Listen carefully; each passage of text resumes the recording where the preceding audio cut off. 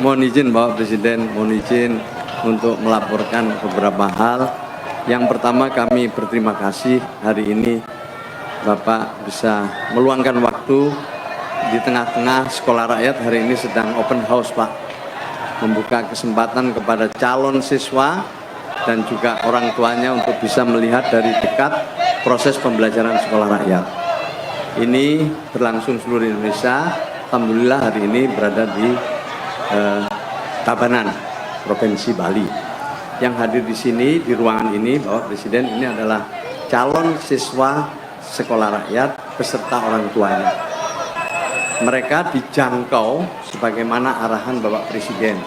Jadi tidak membuka pendaftaran sekolah rakyat, tetapi menjangkau mereka-mereka yang memenuhi kriteria untuk bisa di sekolah rakyat. Ini adalah arahan langsung dari Bapak Presiden. Yang bisa sekolah di sini itu yang berada di DT-SEN, Data Tunggal Sosial Ekonomi Nasional. Jika tidak ada di sana, maka akan dilakukan pemutakhiran, dilakukan ground check, di mana di sini dilarang sesuai arahan Bapak Presiden untuk suap menyuap, tidak boleh ada membayar, tidak boleh ada titipan dari siapapun. Ini sudah kami sampaikan kepada para pendamping Pemda yang turut terlibat dalam penjangkauan siswa sekolah rakyat. Tahun 2025-2026 ada lebih dari 15.000 siswa sekolah rakyat existing, dan pada tahun 2006-2007 ini ada alokasi lebih dari 32.000 siswa sekolah rakyat.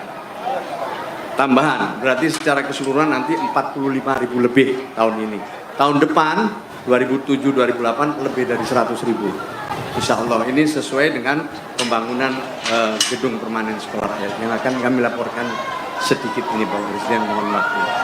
Jadi ini adalah arahan Bapak Presiden, kami laksanakan. Apa yang kita temukan dalam penjangkauan ini itu adalah ada beberapa siswa yang tidak pernah sekolah, belum pernah sekolah, putus sekolah, dan berpotensi putus sekolah. Salah satu contohnya ini Al-Jabar ini luar biasa Pak Presiden. Ketika ada Pak Seskap Teddy, waktu itu tiba-tiba dia angkat tangan dan dia menyampaikan, nama saya Al-Jabar, usia 15 tahun, tinggal di Duren Sawit, tapi saya belum pernah sekolah. Ini adalah hasil penjangkauan sesuai arahan Presiden, dan kami menemukan apa yang selama ini disebut oleh Bapak Presiden bagian dari the invisible people. Banyak sekali yang seperti ini, belum pernah sekolah, tidak pernah sekolah. Ini sekedar contoh, tapi di sini juga ada bapak-bapak, putra-putrinya ini yang putus sekolah, yang dengan sekolah rakyat diharapkan nanti bisa sekolah kembali. Lanjut, sudah 166, sudah pernah kami laporkan. Salah satunya adalah berada di sentra milik Kementerian Sosial di Kabupaten Tabanan ini. Namanya SRMP 17 Tabanan. Di sini ada 3 rombel ya, SMP. Kemudian ada 74 peserta didik, sudah lebih dari 10 bulan di sini, hampir 11 bulan mereka dididik di sini. Sudah ada perkembangan luar biasa, lebih disiplin, punya karakter, tertib, dan orang tuanya semuanya merasa bangga dan mereka ingin mereka bisa meneruskan pendidikannya.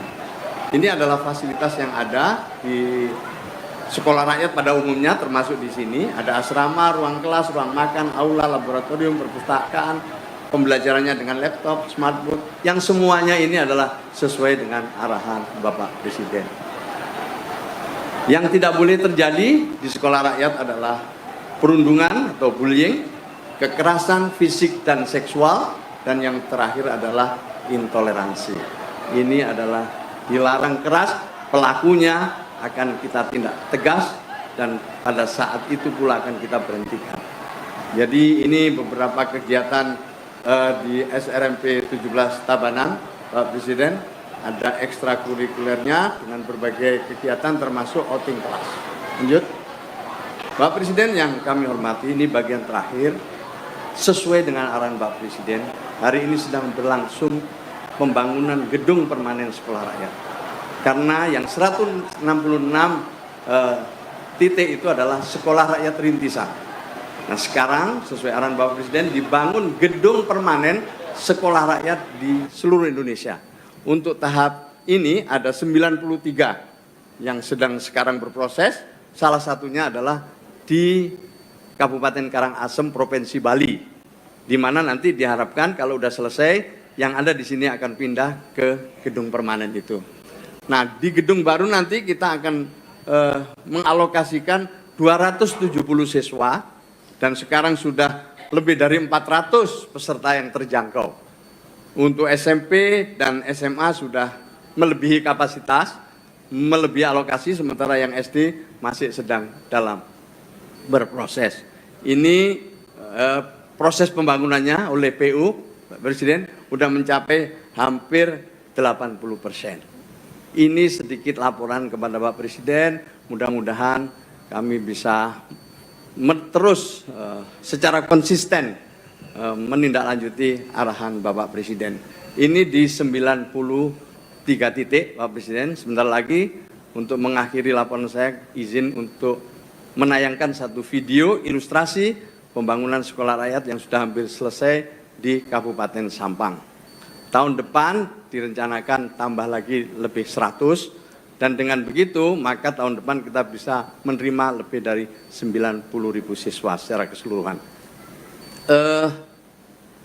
Ini kapasitasnya adalah 1.000 siswa SD, SMP, SMA, ditambahi dengan asrama guru, fasilitas-fasilitas lain termasuk perpustakaan, laboratorium, fasilitas olahraga, dan juga fasilitas ekstrakurikuler yang lain.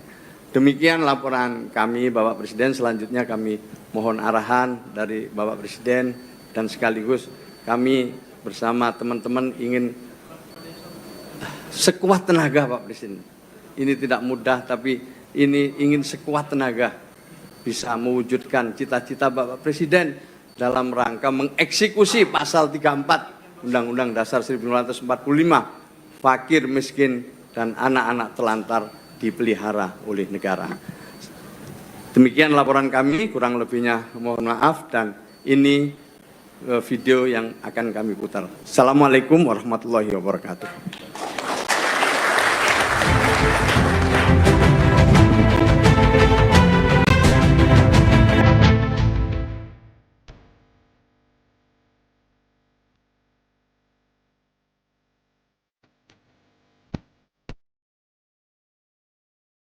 Inilah ilustrasi proses pembangunan sekolah rakyat di Sampang, Jawa Timur.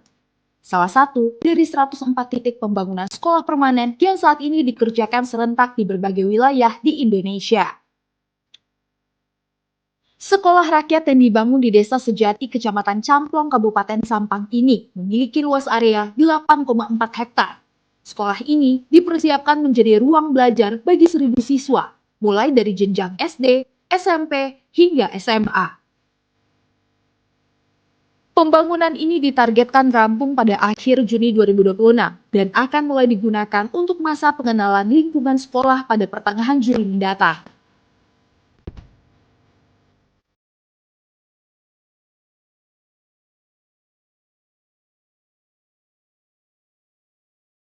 Berbagai fasilitas dibangun, mulai dari lapangan olahraga, ruang kelas, tempat ibadah, asrama siswa dan guru, ruang makan bersama, perpustakaan, hingga laboratorium penelitian. Dan pembangunan di Sampang ini menjadi bagian dari langkah besar menyongsong 1 tahun perjalanan sekolah rakyat. Sebuah perjalanan yang terus bergerak, membawa harapan menuju masa depan yang lebih baik.